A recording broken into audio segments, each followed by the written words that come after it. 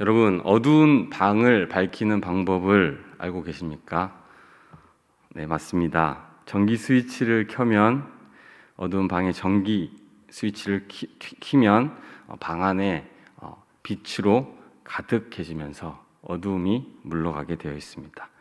빛이 들어오면 어두움은 자연스럽게 사라지게 되는 것입니다. 2000년 전 어두움으로 가득한 이 땅에 예수님께서 빛으로 오셨습니다.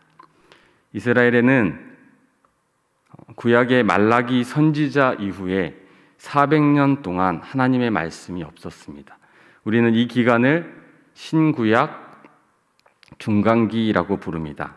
이 신구약 중간기는요, 선지자들을 통한 하나님의 말씀이 선포되지 않는 영적으로 어두운 시기였습니다. 역사적으로 보면 이스라엘이 포로 귀환 이후에 페르시아 제국의 통치를 받고요, 또 그리스 문명이 발달하고 헬라 제국의 문명이 발달하고 그리고 로마의 통치가 이어집니다.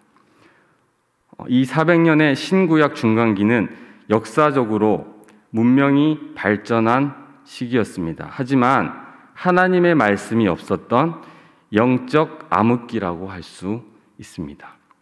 이런 영적 암흑기를 지나며 이스라엘의 예배는 점점 형식적이고 율법적으로 변했습니다.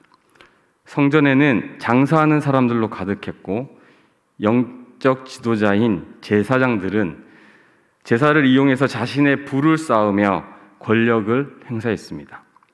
이런 영적으로 어두운 세상에 예수님께서 빛으로 오셨습니다. 어둠을 밝히는 빛으로 이 땅에 인간의 몸으로 오셨습니다.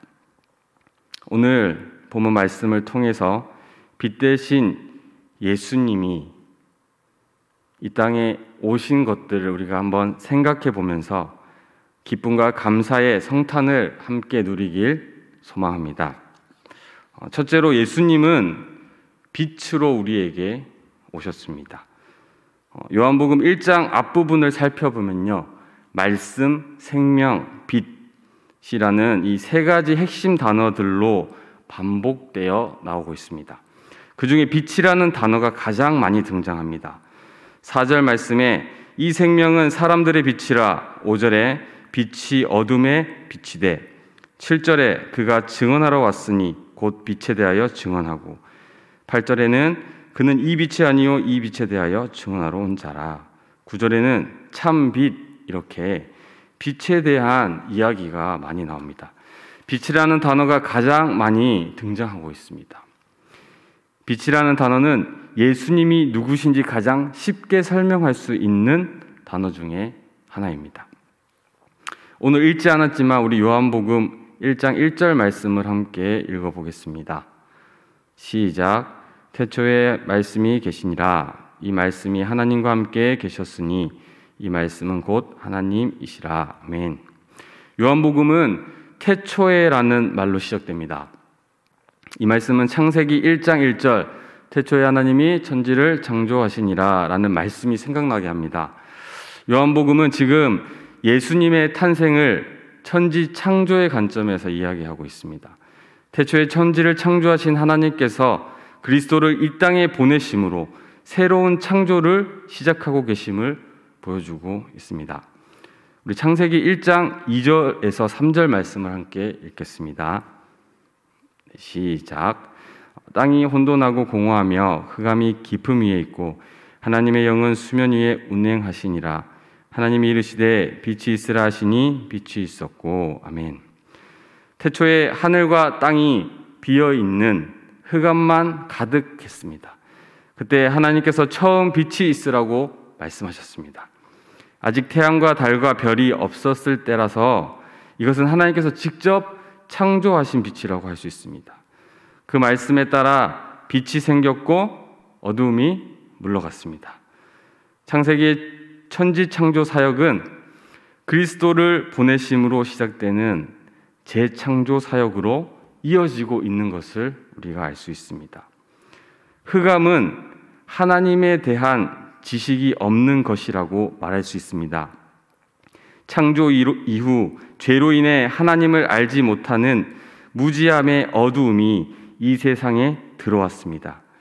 하나님은 이 어두움을 물리치기 위해서 예수님을 세상의 빛으로 보내어 어두운 세상이 하나님을 알 수 있게 하셨습니다. 사도 바울도 이를 동일하게 증거하고 있습니다. 우리 고린도후서 4장 6절 말씀입니다.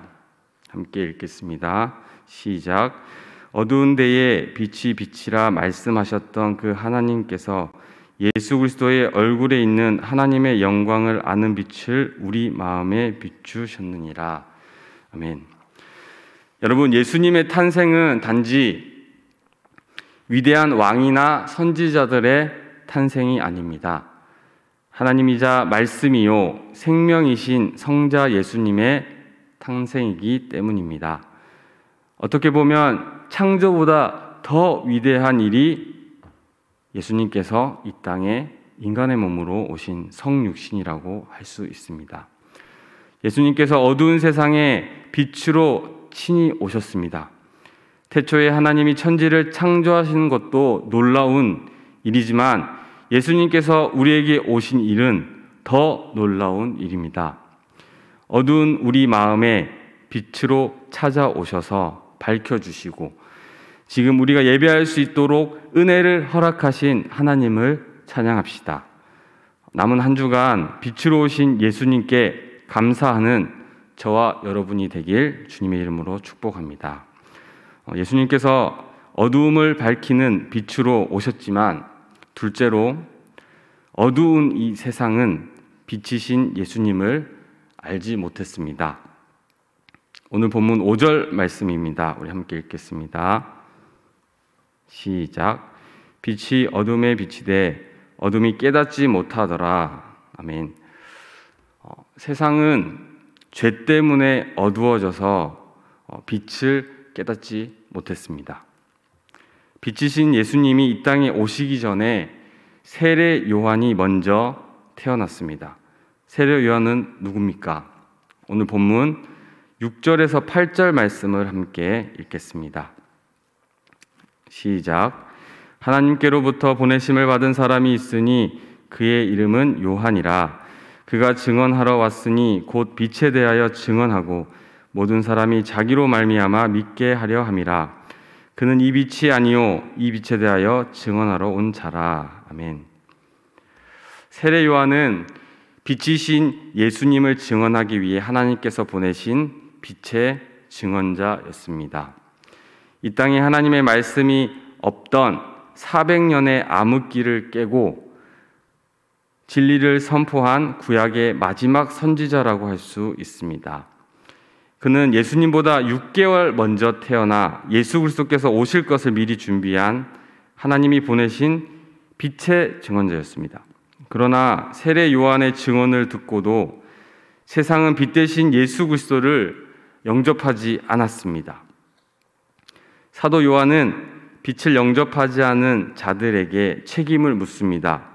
그들은 빛을 몰랐다고 핑계댈 수 없습니다. 왜냐하면 세상은 빛 대신 예수 그리스도에 의해서 창조되었기 때문입니다. 그 빛이 세상에 왔지만 세상은 창조주이신 그분을 알지 못했습니다. 요한은 세상을 향해 자기들을 만드신 이도 몰라보는 이 무지한 자들이라고 이 사람들을 비판했습니다. 요한은 이스라엘 백성도 비판했습니다. 더욱이 이스라엘 백성은 다른 세상과는 달리 하나님의 특별한 소유였습니다. 그래서 예수님이 이스라엘로 오신 것입니다. 근데 그들조차도 예수님을 영접하지 않았습니다. 왜 이들은 예수님을 영접하지 않았습니까? 왜냐하면 죄로 인해 하나님을 알지 못했기 때문입니다. 구약 성경에는 이 땅에 오신 예수 그리스도에 대해서 상세하게 기록하고 있습니다. 예수님이 언제 오실지, 예수님이 어디로 오실지, 어떤 모습으로 오실지에 대해서 구약 선지자를 통해서 미리 예언하셨습니다. 하지만 어두운 세상은 예수 그리스도가 마침내 이 땅에 왔을 때 알아보지 못했습니다. 예수님을 영접하기보다 예수님을 죽이려고 했고 배척했습니다. 생명의 빛이요 말씀이신 예수님은 사람들의 외면을 받으며 짐승들이 사는 곳인 마국간에서 태어나셨습니다. 요한은 이런 상황을 한마디로 표현하고 있습니다. 오늘 본문 11절 말씀입니다. 함께 읽겠습니다. 시작. 자기 땅에 오매 자기 백성이 영접하지 아니하였으나. 아멘.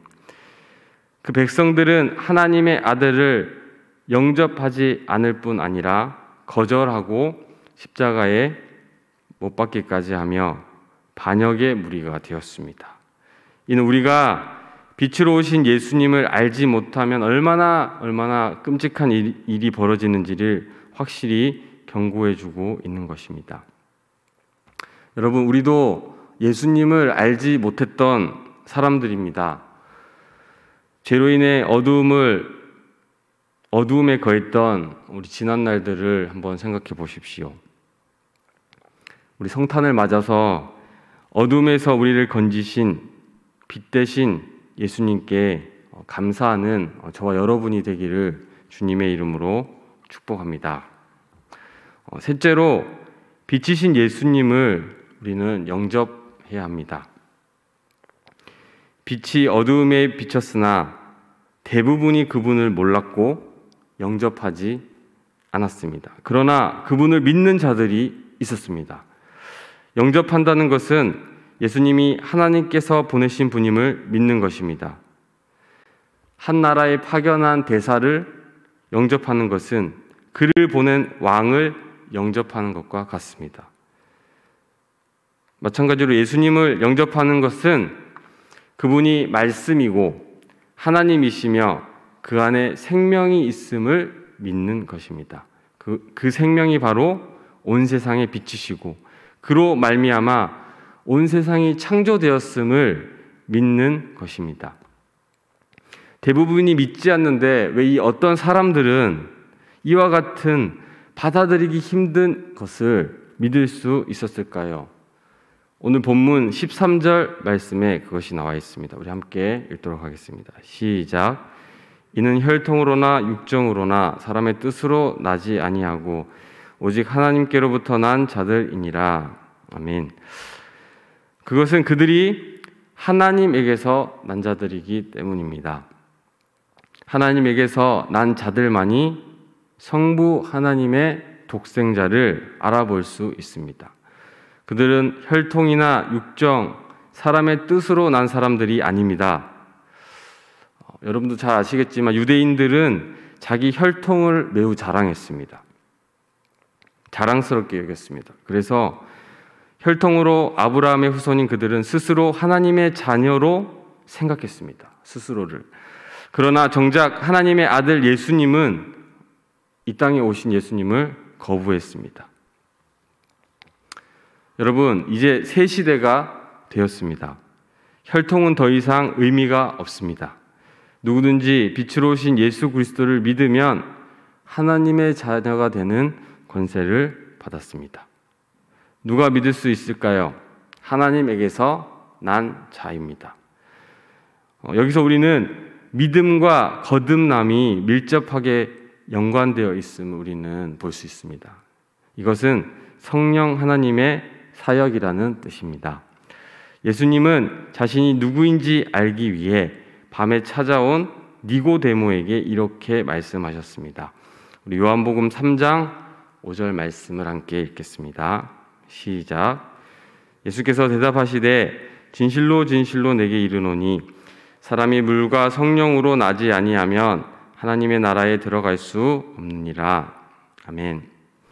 여러분, 거듭난다는 말은 위에서부터 난다고 번역할 수 있습니다. 이는 곧 하나님에게서 난다는 말로 풀었을 수 있습니다. 예수님은 누구십니까? 이 질문에 오늘 우리가 읽었던 요한복음에서는 예수님은 빛이다라고 대답하고 있습니다. 말씀이나 생명으로 답할 수 있지만 가장 이해하기 쉬운 빛이라고 말하고 있습니다. 이 빛은 생명의 빛입니다. 이 빛을 가진 사람만이 영생을 누릴 수 있습니다.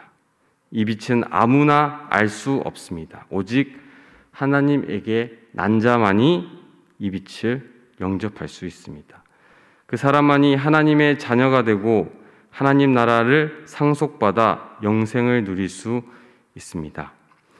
빛으로 오신 예수님은 하나님의 유일한 아들이시고 이 빛을 믿고 영접한 자들은 더 이상 어둠의 자녀가 아니라 빛의 자녀입니다. 이에 대해 사도 바울도 분명하게 말해주고 있습니다. 우리 에베소서 5장 8절 말씀 함께 읽겠습니다. 네, 제가 읽겠습니다. 너희가 전에는 어둠이더니 이제는 주 안에서 빛이라 빛의 자녀들처럼 행하라. 아멘. 예수님도 우리가 어떤 존재인지 선언하시며 말씀해주고 있습니다. 마태복음 5장 14절, 16절 말씀입니다. 14절 말씀 읽겠습니다. 너희는 세상의 빛이라 산 위에 있는 동네가 숨겨지지 못할 것이요. 16절 말씀입니다. 이같이 너희 빛이 사람 앞에 비치게 하여 그들로 너희 착한 행실을 보고 하늘에 계신 너희 아버지께 영광을 돌리게 하라. 아멘. 빛으로 오신 그리스도는 빛의 자녀가 이 세상에서 따라야 할 모범이라고 할 수 있습니다. 그리스도를 믿고 영접하면 하나님의 자녀가 되는 권세를 갖습니다. 이 권세를 가진 자는 세상에서 빛의 자녀로 살아가야 합니다. 우리의 빛을 세상에 비추어서 어둠에 속한 자들을 빛 대신 예수 그리스도께로 인도하는 것이 우리의 사명입니다. 여러분, 이번 한 주간 동안 우리 성탄을 맞아서 빛으로 오신 우리 주님을 찬양하며 그 빛으로 온 세상, 그 빛을 온 세상에 전하여서 하나님께 영광을 돌리는 저와 우리 성도님들이 되시기를 주님의 이름으로 축복합니다. 아멘. 이 시간 우리 함께 기도했으면 좋겠습니다.